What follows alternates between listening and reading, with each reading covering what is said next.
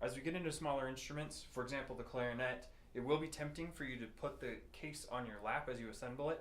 Do not. One of the very important things to know about clarinet is that it requires cork grease. For the first few months of school, you'll be using cork grease every day. With respect to cork grease, there are two things to keep in mind.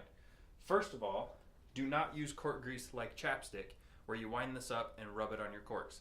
It's much less effective that way. Use your fingers. Number two, failure to properly grease your corks will mean that corks will break and you will need to have your instrument repaired, which means you'll not have your instrument for a while.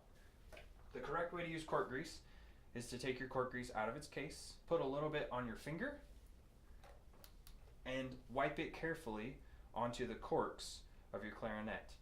All of the corks. Most clarinets will have 4 corks that will all require grease every day. The clarinet has 5 pieces. The pieces are as follows: the bottom section, the top section, the mouthpiece, the barrel, and the bell.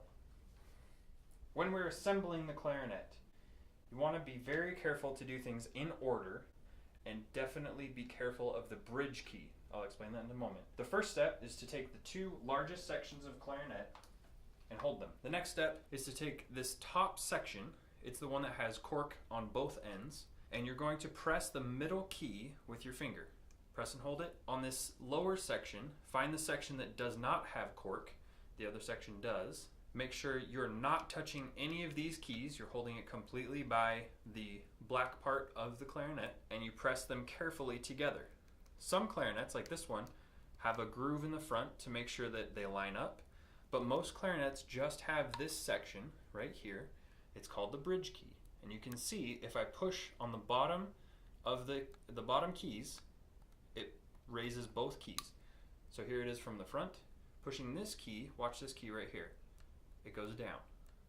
If you do not push this down when you assemble the clarinet, you will bend this key and it will be more time in the shop for your clarinet. The next piece we take out, this is called the bell. It looks like a bell.